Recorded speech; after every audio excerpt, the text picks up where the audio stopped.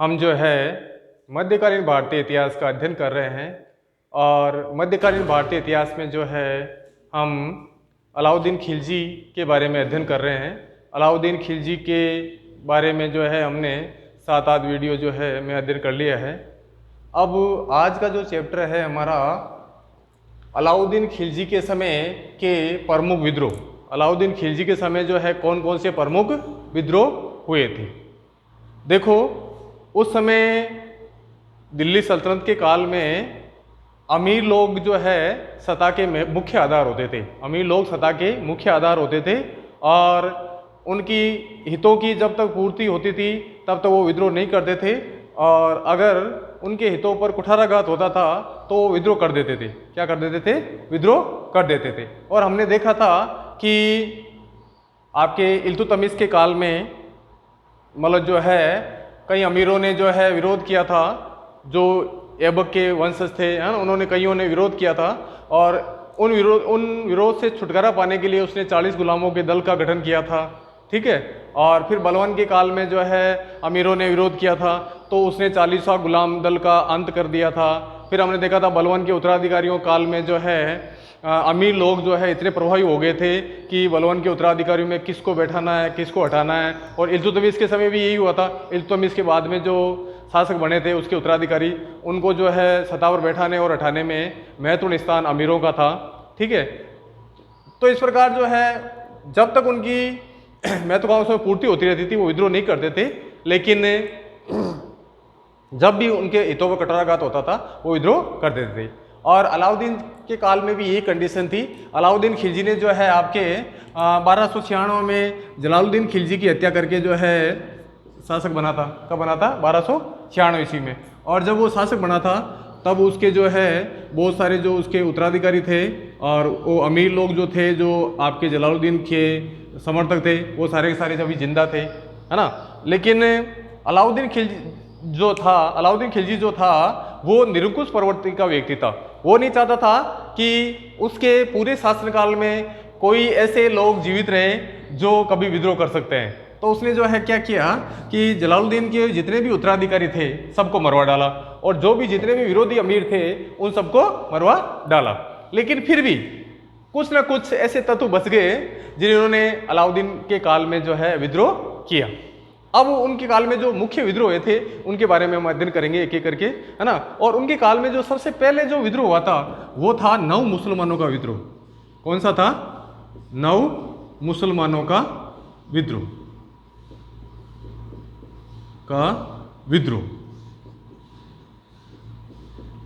9 मुसलमानों का विद्रोह। 9 मुसलमानों विद्रोह के बारे में जानने से पहले अपने को जानना जरूरी है कि ये 9 मुसलमान कौन थे। ये जानना जरूरी है कि ये 9 मुसलमान कौन थे। मैंने आपको बताया था कि जलालुद्दीन खिलजी के काल में मंगोलों ने आक्रमण किया था। ठीक है। और मंगोलों ने आक्रमण किया था, फिर बाद में जलालुद्दीन खिलजी ने उनको पराजित कर दिया था। बाद में मंगोलों और जलालुद्दीन खिलजी के बीच में समझौता हो गया था और उस समझौते के तहत कुछ मंगोल जो थे वो उल्लू खां के नेतृत्व में, किसके नेतृत्व में? उल्लू खां के नेतृत्व में जो है दिल्ली में बस जाते हैं। कहाँ बस जाते हैं? दिल्ली में बस जाते हैं। और वो आज भी जो दिल्ली का जो क्षेत्र है जहाँ पर ये मंगोल लोग बसे हैं वो क्या कहलाता है? मंगोलपुरी। क्या कहलाता है? मंगोलपुरी कहलाता है।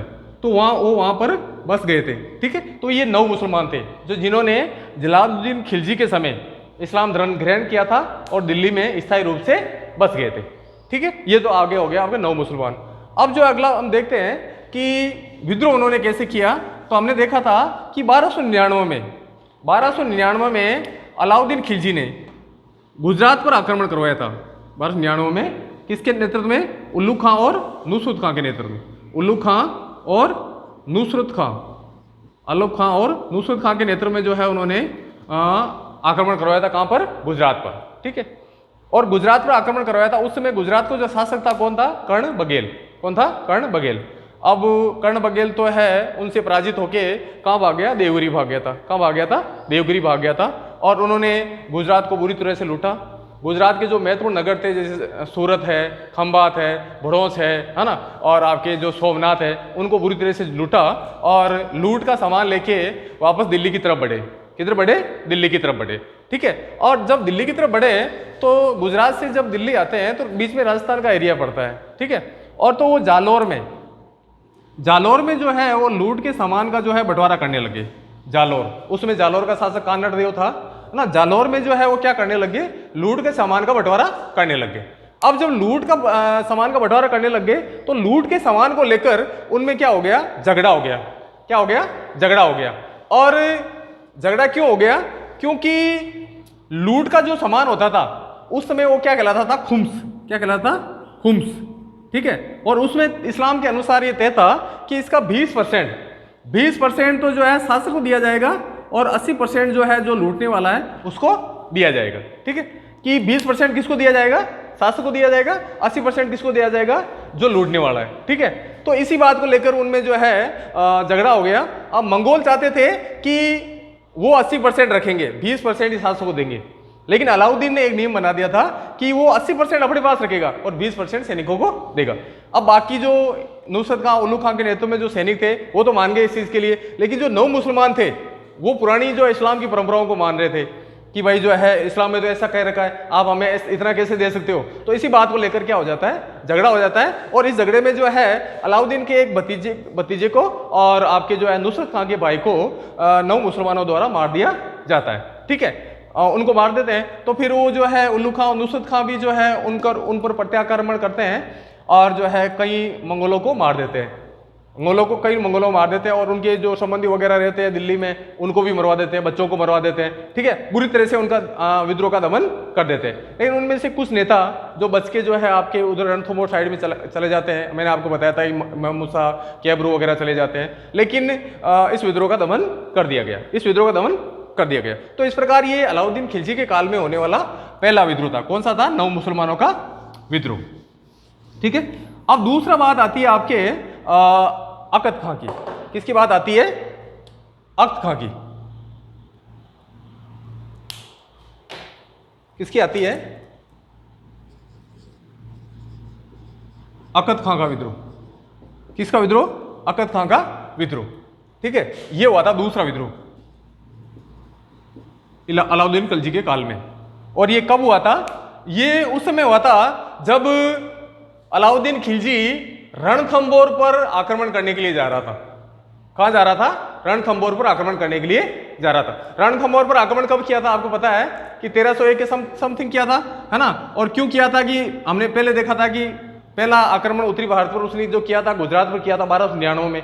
1299 में कर्ण राजा बघेल अपनी पुत्री देविल देवी के साथ में कहां भाग गया था, देवगिरी भाग गया था, ठीक है। तो इसी बात को लेकर और कुछ जो मंगोलों ने भी वहां पर शरण ले ली थी, इन बातों को लेकर जो है उन्होंने रणथंभौर पर आक्रमण किया था, है ना। तो उधर रणथंभौर पर आक्रमण करने के लिए तो सेनानाई गए हुए थे, अलाउद्दीन भी पीछे पीछे उनके गया था, ठीक है। और जब वो रणथंभौर आक्रमण करने के लिए जा रहा था तो रास्ते में कुछ एक स्थान था तिलपत। कौन सा स्थान था, तिलपत नामक स्थान पर वो शिकार खेलने के लिए रुक गया। क्या, किस लिए रुक गया, शिकार खेलने के लिए रुक गया। तो उसका जो भतीजा था, उसके जो इसका एक भाई था अलाउद्दीन खिलजी का, उसका नाम था मुहम्मद। क्या नाम था, मुहम्मद। उसका लड़का था अख्त खां, मुहम्मद का लड़का था अख्त खां। इसके पिता का नाम क्या, मुहम्मद खां, ठीक है। और चाचा का नाम अलाउद्दीन खिलजी। तो इस प्रकार जो है ये जो है उसी समय मौका पाकर अलाउद्दीन खिलजी की हत्या करने का प्रयास करता है। क्योंकि जब शिकार खेलते हैं तो कई बार क्या होता है, आगे पीछे होते रहते हैं, है ना, कोई आगे निकल जाता है। तो सुल्तान जो है शिकार खेलते खेलते से जो आगे निकल गया, है ना, उसकी सेना पीछे छूट गई, कुछ लोग ही उसके साथ रहे, ठीक है। तो उसी समय का फायदा उठाते हुए उसने अकद खान ने जो है अपने जो उसके जो सहयोगी थे वो नव मुसलमान थे। कौन थे, नव मुसलमान जो मंगोल थे वो उसके सहयोगी थे, है ना, जिन्होंने पहले विद्रोह किया था वही उसके सहयोगी थे। उनको कहा कि देखो शेर आ गया। उन्होंने जो है बाणों से बौछार कर दी अलाउद्दीन के खिलाफ ऊपर। फिर तभी जो है एक मलिक नाम का व्यक्ति था, वो जो है सुल्तान को बचा लेता है। वो अपने सारे के सारे तीर अपनी बॉडी पे ले लेता है ना, मलिक नाम का व्यक्ति जो होता है। हाँ, तभी फिर बाद में उसके अंगरक्षक आ जाते हैं, बॉडीगार्ड आ जाते हैं और वो उसको चारों तरफ से घेर लेते हैं और उसको। लेकिन अख्त खां को क्या लगता है कि अलाउद्दीन तो मर गया, ठीक है। और वो जाकर शाही शिविर में जाकर जो है अपने आप को शासक घोषित कर देता है कि अलाउद्दीन तो मर गया, मैं शासक हूँ, और बाकी लोग जो उसको शासक स्वीकार भी कर लेते हैं। लेकिन जब वो बेहोशी कंडीशन से वापस उठा अलाउद्दीन, तो वो फिर वापस गया शिविर में। तो जब उसने अलाउद्दीन को अपने सामने देखा तो वो डरकर भाग गया। कहाँ भाग गया? अफगानपुर भाग गया। ठीक है, तो इस प्रकार अगद खां के विद्रोह का दमन हो गया। अब अगला जो विद्रोह आता है वो आता आपके उमर व मंगू का विद्रोह। उमर व मंगू का विद्रोह। किसका? उमर व मंगू का विद्रोह। उमर व मंगू का विद्रोह तीसरे नंबर का था, उमर व मंगू का विद्रोह। ये उमर और मंगू कौन थे? देखो, उमर तो जो था ये बदायूं का सूबादार था। उमर कहाँ का था? बदायूं का। कहाँ का था? बदायूं का। और ये जो आपके मंगू जो है वो कहाँ का सूबेदार था? अवध का। कहाँ का था? अवध का। ठीक है, तो उमर जो है बदायूं का था और मंगू जो है आपके अवध का सूबेदार था। ठीक है, और वो रिश्ते में क्या थे? रिश्ते में ये जो लोग अलाउद्दीन खिलजी के भांजे थे। अलाउद्दीन खिलजी के क्या थे? भांजे थे रिश्ते में। ठीक है, इसकी बहन के लड़के थे, अलाउद्दीन खिलजी की बहन के लड़के थे, और यहाँ के सूबेदार थे। बदायूं के सूबेदार उमर था और अवध का सूबेदार मंगू था। इन्होंने जो है अलाउद्दीन के खिलाफ विद्रोह कर दिया। लेकिन अलाउद्दीन को जब इसके बारे में पता चला कि उनके खिलाफ विद्रोह कर दिया गया है, तो अपने जो है विश्वस्त सेनानायकों को भेजता है दिल्ली और उनको जो है विद्रोह का दमन कर देता है, उनके विद्रोह का दमन कर देता है। और इनको जो है उमर और मंगू को, उस समय वो रणथंभौर पर आक्रमण करने के लिए गया हुआ होता है, तो उनको उमर और मंगू को रणथंभौर लाया जाता है और बाद में वहां पर उनका वध कर दिया जाता है। तो तीसरा विद्रोह हो गया। अब अगला जो विद्रोह है उसकी हम बात करते हैं, वह है आपके हाजी मोल्ला का विद्रोह। कौन सा है? हाजी मोल्ला का विद्रोह। चौथा है आपके हाजी मोल्ला का विद्रोह। कौन सा है? हाजी मोल्ला का विद्रोह। हाजी मोल्ला का विद्रोह ये सबसे खतरनाक विद्रोह था। अलाउद्दीन खिलजी के साल में जो हुए थे विद्रोह जितने भी, वो उसमें सबसे खतरनाक विद्रोह था। ठीक है, अब ये हाजी मोल्ला कौन था? हाजी मोल्ला हाजमोला नहीं है, हाजी मोल्ला है ना। ठीक है, हाजी मोल्ला कौन था? ये था आपके फखरुद्दीन, एक फखरुद्दीन नाम का व्यक्ति था। एक हमने बताया था फखरुद्दीन जो बलवन का जो है कोतवाल था, बलवन के साई में दिल्ली का कोतवाल था। कौन था? फखरुद्दीन, दिल्ली का कोतवाल था। ये इसी का एक दास था। हाजी मोल्ला कौन था? फखरुद्दीन का क्या था? एक दास था। ठीक है, बाद में इसको दास था से मुक्त कर दिया गया। लेकिन ये अपने आप को फखरुद्दीन का उत्तराधिकारी मानता था। फखरुद्दीन को क्या मानता था? उत्तराधिकारी। ठीक है, और ये चाहता था कि फखरुद्दीन की जब मौत हो या जो ये जब हटे तो वही जो है कोतवाल बने। ठीक है, लेकिन अलाउद्दीन खिलजी के समय जो है जो कोतवाल था वो था अल्लाह उल मुल्क। कौन था? अल्लाह उल मुल्क। और मैंने आपको बताया था कि अलाउद्दीन खिलजी जो है किसी की बात नहीं मानता था, लेकिन जो एक काजी मुगीसुद्दीन था और एक अल्लाह मुल्क था, इन दोनों की राय मानता था। ठीक है, इन दोनों की राय मानता था। लेकिन जब अल्लाह उल मुल्क की मौत हो गई तो इसको हाजी मोल्ला को विश्वास था कि उसे क्या बनाया जाएगा? उसको कोतवाल बनाया जाएगा। क्या बनाया जाएगा? कोतवाल बनाया जाएगा। ठीक है, किसको बनाया जाएगा? हाजी मोल्ला को। इसको विश्वास था, लेकिन इसको नहीं बना के एक दूसरा व्यक्ति था, उसका नाम था तिमरजी। क्या नाम था? तिमरजी। ठीक है, तिमरजी को जो है दिल्ली का कोतवाल बना दिया जाता है। किसको बना दिया जाता है? तिमरजी को बनाया जाता है। और एक दूसरा व्यक्ति होता है अयाज, उसको सीरी का जो है कोतवाल बना दिया जाता है। ठीक है, तो इस प्रकार दोनों जगह दूसरे लोगों को बैठा दिया जाता है। और जबकि ये काफी साल से जो है यही सोच रहा था कि मुझे दिल्ली का कोतवाल बनाया जाए, तो एकदम से ये हर्ट हुआ ना, तो इसने क्या कर दिया? विद्रोह कर दिया। इसने क्या कर दिया? विद्रोह कर दिया। और आपको बताया कि अलाउद्दीन तो कभी दक्षिणी भारत कभी उत्तरी भारत में विद्रोह में जो है आपके युद्ध अभियानों में लगा रहता था, तो उसने विद्रोह कर दिया। और जो है आपके जो पूरे जो आपके शस्त्रागार था दिल्ली में, जो शस्त्रागार था जहाँ सारे शस्त्र पड़े रहते थे, और जो आपके कोषागार था, सब पर उसने अधिकार कर लिया। कोषागार पे अधिकार कर लिया, शस्त्रागार पे अधिकार कर लिया। और एक अलवी नाम का व्यक्ति था। क्या था? एक अलवी नाम का व्यक्ति था, है ना। अलवी कौन था? अलवी जो है इल्तुतमिश की लड़की का पुत्र था। मतलब अलवी एक तरह से इल्तुतमिश का दोहिता था। अलवी नाम के व्यक्ति को जो हो वो क्या करता है? सुल्तान बना देता है। अलवी नाम के व्यक्ति को क्या बना देता है? सुल्तान बना देता है। ठीक है, तो इस प्रकार जो है, लेकिन बाद में जो है आपके एक सरदार होता है अलाउद्दीन का, हमीदुद्दीन। क्या होता है? हमीदुद्दीन नाम का एक सरदार होता है। वो क्या करता है? आपके हाजी मोल्ला की जो है क्या कर देता है? हत्या कर देता है और जो है ऑटोमेटिकली जो है ये विद्रोह खत्म हो जाता है। तो इस प्रकार हमने देखे कि अलाउद्दीन के काल में जो है प्रमुख रूप से कितने विद्रोह हुए थे? 4 विद्रोह हुए थे। कितने हुए थे? 4 विद्रोह हुए थे। नव मुसलमानों विद्रोह, ठीक है, अख्त खां का विद्रोह और मंगू खां और उमर खां का विद्रोह, और चौथा कौन सा था? हाजी मौला का विद्रोह, ठीक है। अब बात आती है कि ये सब विद्रोह हुए, देखो आदमी के व्यक्ति के साथ में कोई घटना घटित होती है तो आदमी इसके बारे में सोचता है कि आखिर उसके साथ ऐसा क्यों हुआ, ठीक है, उसके बारे में विचार विमर्श करता है, थिंक करता है ना, और लोगों से राय भी लेता है, ठीक है। तो अलाउद्दीन खिलजी ने भी ये किया कि जब उसके काल में लगातार 4 विद्रोह हो गए तो उसने सोचा कि ये विद्रोह आखिर होते क्यों हैं, विद्रोह आखिर होते क्यों है, इनका क्या कारण है, इनका मूल क्या है, ठीक है। तो उसने जो है कई लोगों से विचार विमर्श किया और विचार विमर्श करने के बाद वो निष्कर्ष उसने निकाला कि जनता, पहला उसने निष्कर्ष निकाला कि जनता और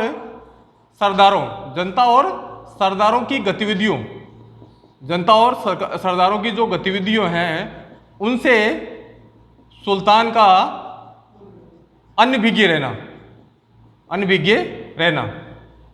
सुल्तान का अनभिज्ञ रहना, मतलब जो भी गतिविधि होती है जनता या सरदारों की भी गतिविधि होती है उससे जो है सुल्तान अनभिज्ञ रहता है, और अनभिज्ञ रहने की वजह से जो है वो विद्रोह कर देते हैं, पता ही नहीं चलता है। अगर पहले से पता रहता है तो वो विद्रोह करने देगा क्या? नहीं करने देगा, ठीक है। और अब जो है वो दूसरा निष्कर्ष उसने निकाला कि दूसरा रीजन क्या था? वो था शराब का सामान्य रिवाज। ये कॉमन चीज थी, है ना, शराब क्या थी? कॉमन चीज थी। लोग जो है आराम शराब पीते थे, पार्टियां वगैरह करते थे।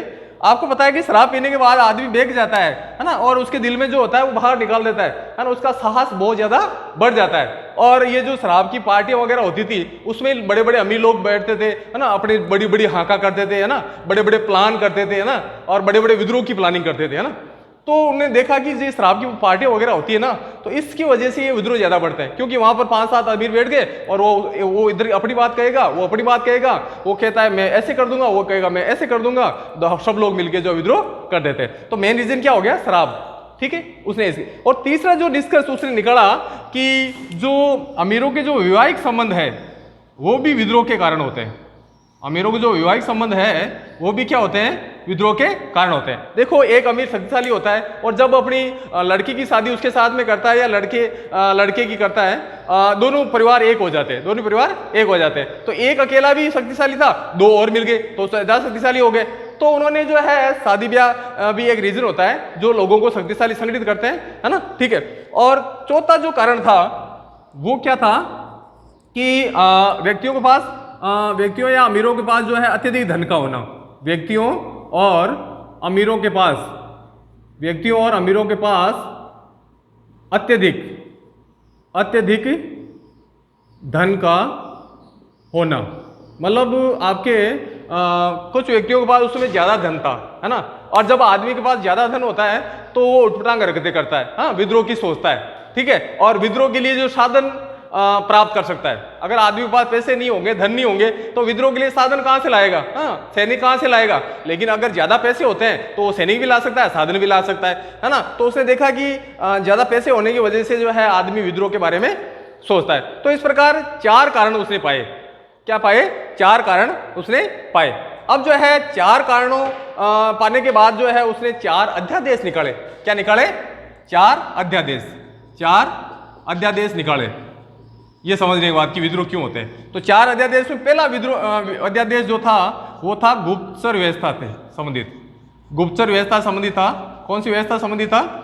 गुप्तचर व्यवस्था थी। उसने कहा कि जनता और सरदारों की गतिविधियों की उसके पास खबर नहीं आती है, अगर मैं सही ढंग से गुप्तचर व्यवस्था लागू करूंगा। और उसने क्या किया कि जनता और सरदारों के बीच में गुप्तचर लगा दिए, उनके घरों में, उनके दफ्तरों में जो है सब जगह गुप्तचर लगा दिए। अब वो छोटी छोटी बात की जो जानकारी वो अलाउद्दीन को देते, तो कोई भी विद्रोह की प्लानिंग पूरी होने से, उसकी क्रियान्विति होने से पहले ही अलाउद्दीन को पता चल जाता था, और जब पता चल जाता तो जो है वो विद्रोह को पहले से ही दबा देता। ठीक है, तो गुप्तचर व्यवस्था कर दी गई। अगला जो था कि शराबबंदी, अगला अध्यादेश शराबबंदी से संबंधित था। उसने राज्य में शराब के निर्माण और पीने पर प्रतिबंध लगा दिया। ठीक है, और कोई भी शराब पिएगा नहीं, है ना। तो और बाहर जो है अलग अलग चौकियां बैठा दी कि बाहर से भी शराब नहीं आनी चाहिए। ठीक है, क्योंकि उसको पता था शराब की पार्टियों में सब कुछ होता है, शराब पर बंदी लगा दी। उसने खुद भी शराब पीने शराब न पीने की शपथ ले ली, है ना, और जो भी शराब स्टॉक में थी वो सबको जो है दिल्ली की सड़कों पर जो है फिंगवा दिया गया, ठीक है।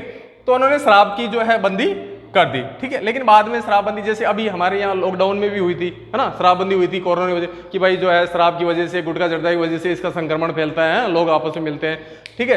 तो ये बंदी की गई थी, लेकिन फिर बाद में कुछ लोग हाय तौबा करने लगे कि मर जाएंगे, है ना। और अलाउद्दीन के समय भी जो शराब की बंदी की तो कुछ अमीरों ने कहा कि साहब ऐसे तो मर जाएंगे, है ना, शराब से ही जीते हैं, है ना, शराब की वजह से। तो उन्होंने फिर बाद में थोड़ा करेक्शन कर दिया इसमें, और उसने कहा कि आप घर के अंदर शराब बना सकते हो और उसका सेवन कर सकते हो, लेकिन बाहर आप जो है सार्वजनिक स्थल पर शराब नहीं पी सकते, ठीक है।